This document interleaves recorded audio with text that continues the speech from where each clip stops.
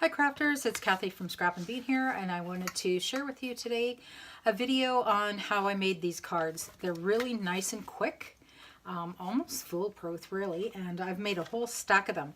We actually were making these as make and take projects at the Scrap and Bean store on St. Patrick's Day, because we started off with green and then we started adding other colors because it's just beautiful to mix them together. Here's what we're using, the Distress spray stains, and I happen to choose these two colors, but there's a lot of colors and it's fun to combine your colors too. So for this project, this is actually the stamp set that I'm using from Indigo Blue, and we have some of this as well as some similar or ones that would work just as well in the store. So here's how we make these. I'm going to use my stamp platform today. I was using that because I was just making so many of these cards at once. And you simply, I have my stamp in here already. Put it in my cardstock. I don't even need to use magnets because I'm just tucking it right into the corner. And I'm going to use Versamark ink, which is a clear mark ink. It's a pigment ink, so it's a little bit sticky, and that will help our embossing powder to stick. So wherever I stamp this, it's going to leave this sticky ink onto my paper. So I just close this up, press down on it really good, make it a really good impression. And now when I lift up, because that's a clear ink, it's going to look to you like there's nothing on my paper at all. But I can see where it's a little bit of a watermark on there. So put that aside, and then I'm using white detailed embossing powder. This happens to be Stempendous, but you can use any brand that you've already got at home. Just pouring that right over top of where that Versamark ink went, and I'll shake off the excess. Now this is white powder on white paper, so it's probably not going to show up on the camera much, if at all, but you might be able to see there. There is that design that matches the stamp. And for anybody that hasn't embossed before, that's why I use a tray. You can just recapture that extra powder that was in there and use it again. So we'll just put that aside. I do like to put my lid on because I tend to knock things over and spill them. So now that this powder is all nicely on here, I'm going to heat set it with the heat tool. Sorry about the noise. That does take a minute to heat. Not very exciting for you to watch because, again, because it's white on white, it probably isn't even showing up on the camera.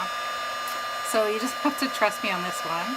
That's part of the magic, is that it doesn't show, and then once we put our spray, it's just going to pop right out, that design, which makes it extra fun to use this technique.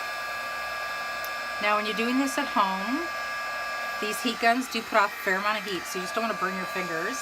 It's actually a good idea to use tweezers, or even put your paper onto a clipboard so that it's not your hand that's holding it close. So you might be able to, I'll try to show that on the camera at all. Anyways, it's going to show up when I spray it. Here's what we're going for. Now when you go to spray, these two here are the same color of spray. It's just that this, I just did a quick light spray. This added a couple more squirts, so it's a little bit darker. And that was of this cracked pistachio. Then on this one, I used a little bit of cracked pistachio, you can see here. And then I also added in some of this peacock feathers for the blue. So it's fun to add 2 or even 3 colors together. And I'm just using a cardboard box. Here's where we were spraying during the store demo. So look at all this beautiful spray in there. And I decided that, oh my goodness, that's so beautiful. I'm going to put in a piece of white cardstock. And then when I've done spraying a whole bunch, I'm going to have a beautiful piece of paper too, because I just really like those colors. So here's my first color. I'm going to put on the cracked pistachio. Got that right face up. And you can see a little bit of that butterfly design popping out there. And I'll put a little bit of that too. And maybe a little bit more. Now you can see on here, it'll probably show up on camera that my paper is starting to curl a little bit. If I turn it sideways, you can see how much it's curled. But when it dries, it'll flatten back out. Now you can let this air dry. This is actually really absorbing in there and drying really quickly. Let me put a little bit more spray on there. You can hit it with a heat gun if you want, but it will actually dry pretty quick. Anyways, just air drying. Now, when you've reheated this white embossing powder, it does go sticky again for a minute. So just don't put your fingers in it immediately because it'll stick to your finger and burn you a little bit. Alrighty, and if your white embossing seems to be a little bit covered up with spray, you can just take a paper towel or a baby wipe. I just happen to have a wet rag sitting here, and wipe off any spray that's on there. It just, this embossing powder acts like a resist for your spray color. And there you have it, that fast. So for this card, what I did was just mat it with some black cardstock. So that kind of made that color pop out.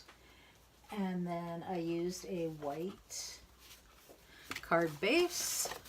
So it's just a piece of paper scored in the middle, and then I'm going to glue this on the top. And there, I've got another card just that quick.